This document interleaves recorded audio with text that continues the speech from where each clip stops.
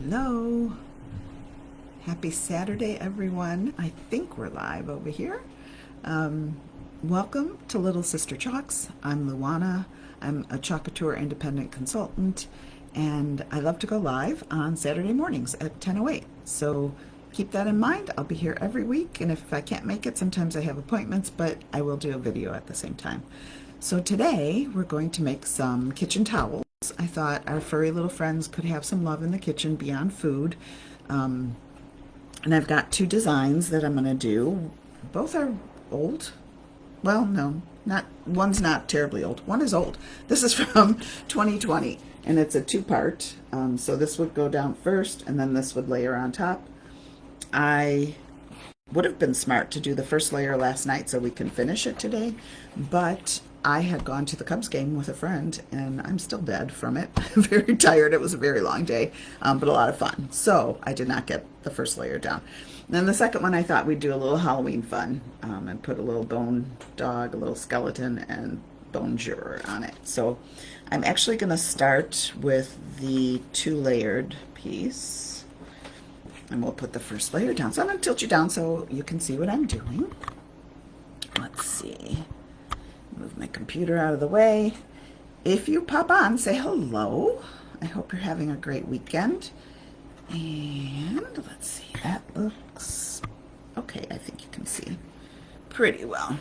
All right, so I've already put my tea towel on the ink mat. So let me just tell you a little bit about the ink mat. It's sticky, so it will hold your fabric down when you're inking on it, which is very nice. It'll also help when you're lifting off the stencil, because it'll hold the piece down as well. And it also protects what's underneath. So if you're making a shirt, it would protect the back side of your shirt.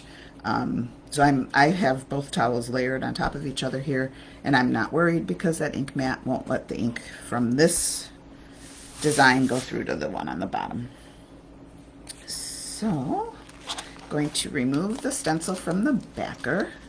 We do not have to fuzz because we're working on fabric, so the fabric will naturally fuzz the stencil, and fuzzing just takes a little bit of the adhesive away, which sounds counterintuitive, but sometimes the stencils stick really well to different surfaces. So fuzzing is really, really important, especially on like glass or metal, things like that. All right, and I'm just making sure there's no bubbles, because bubbles cause bleeds, and bleeds are not fun. And I think we're okay. All right, so I'm just going to use black velvet ink on this layer, and then you can see the top layer has, like, black won't show up on black, so I'll have to think about colors on this layer, so I haven't done that yet. The other thing I wanted to point out, it probably is hard to see, so I'll just hold this one up closer. There's these little markers, and when you have a stencil that comes in parts, that helps you line things up. So since I don't want those marks to be permanent on a towel, I've got some painter's tape. Now it might be a little hard to see black on blue, but I don't have any masking tape to use. That would make things better. Or our placement tape, which is the teal color, so it's a little bit lighter. But all I'm going to do is put down a piece of tape under that mark, so then I can ink on the tape and have a marker to lay and I'm just going to do the top, to lay the next stencil down on. So there's just a little tip on that. I don't know what that is. All right, I think we're good to go. I'm going to open up my ink, maybe. And I used it not that long ago, so I'm not going to stir it up. Now, I can tell this stencil is not sticking very well, so I'm going to work from the inside out, and I'm going to use a light touch. And I'm just going to make sure the silk screen is covered.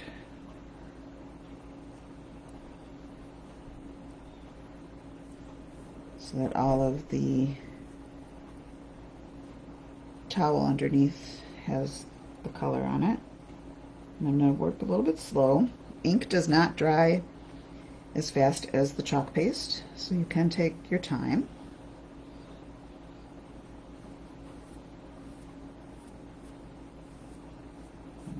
little guys over here.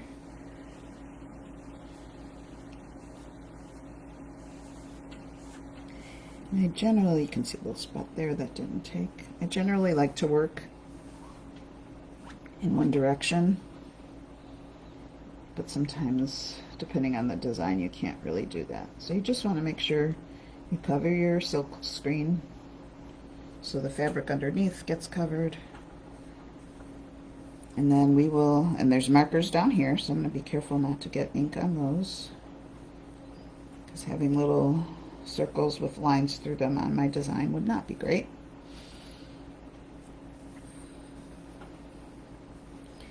And then we're going to peel slow, so that if something didn't cover, you can always lay the stencil back down and go back over it.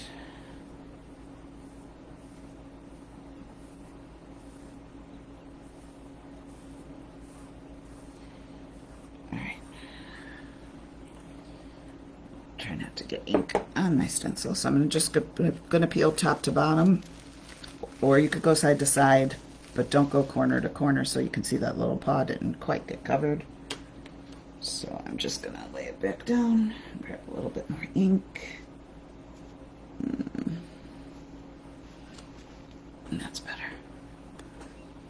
And the reason you don't want to go like corner to corner is you don't want to stretch the silk screen. So you can see this stencil isn't sticking like really, really hard. So going corner to corner probably wouldn't hurt it. But if it's stuck down hard, you don't want to stretch the silk screen, because then you can't really use the stencil again. And they're made to be used, 10 to 12 times. So get your money's worth. That paw print still didn't take all the ink.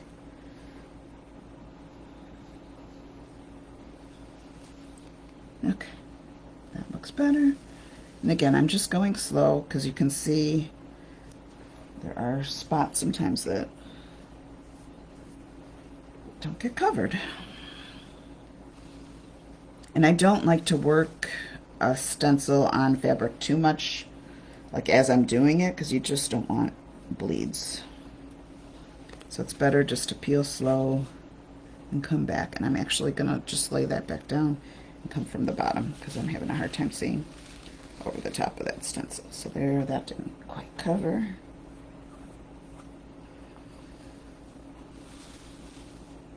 And that didn't quite cover. Alright, the rest looks good.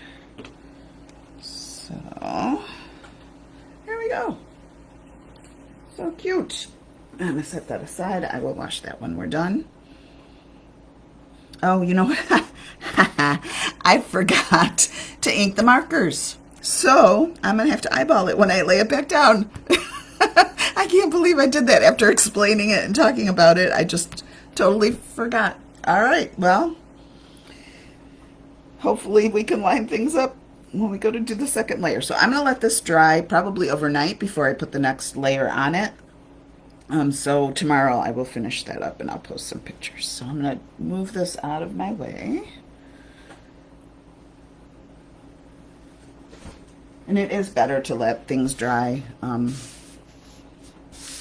really, really well if you can. You can move it along with like a air dry, dryer tool or a hair dryer, but it's better to let it do its thing. All right, so this guy, kind of want to offset him a little bit.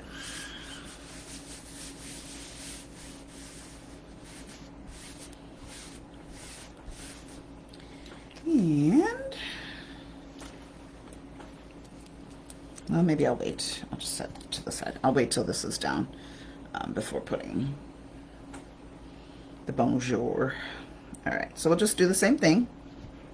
I've got a little bit of black ink, and I'm just going to cover this little skeleton dog. I love that our stencils can be used so many times because you can make so many different things. You can ink with them, you can chalk with them, you can make gifts, you can make your own home decor. It's pretty awesome. And our Perks members get 30% off every time they shop. I love my Perks members. Thank you. And if anybody wants Perks information, let me know. Just drop Perks in the comments and I'll get you some more info. Okay, he looks pretty good. So let's start our peeling process. And again, I'm just going kind of slow so I can see if there's places that didn't take. He looks like he took pretty well. Yay, he's so cute. So cute. I could see him on like a little onesie for a baby, or on a bag, a trick-or-treat bag. So many fun things. Hey Patty, you are just right on time. No worries. I actually offset him too much, so I'm just gonna, I didn't want him so far. So I'm just gonna go right here. So we're doing tea towels, kitchen towels. I did the first layer on one, which I'm gonna have to come back and finish tomorrow, because I like to let the ink dry overnight. And then after it's all dry, you can heat set it. So then these can go in the washer and the dryer without any issues at all. And to heat set, you can either use a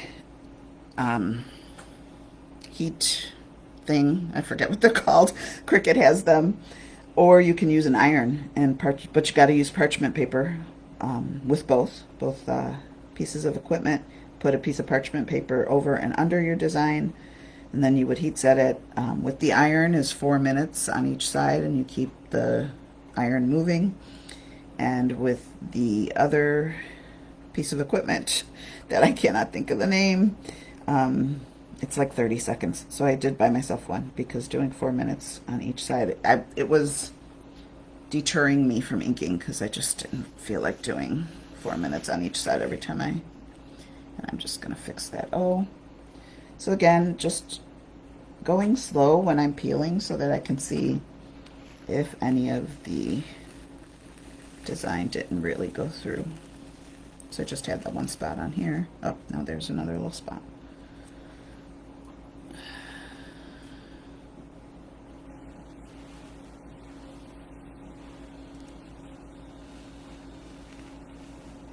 That looks pretty good. There we go. He's so cute. I'll try to turn him around. I didn't turn the other one around so you could really see it. There we go. Yeah, 4 minutes is a long time. Not just when crafting, but when keeping the iron, you know, like moving in little circles, your arm gets really tired. After 8 minutes, that's just one piece that's been heat set. And if you've done multiples, it's no fun. So that's it. That's all we're doing today. Thank you. He is really, I really love this stencil. So fun. This was last year's. I don't think it's available anymore. And the other one I used was from 2020. And I think, honestly, it's the first time I'm really using it. I've used the paw prints on things, but as a whole stencil, it's the first time, I think. So that's it. We're going to let these guys dry. I will heat set them. I'll put that other layer on tomorrow, and then I'll post some pictures. So I hope you have a wonderful, wonderful weekend. And I will see you right here on Saturday at 10:08 next week. See you then. Bye.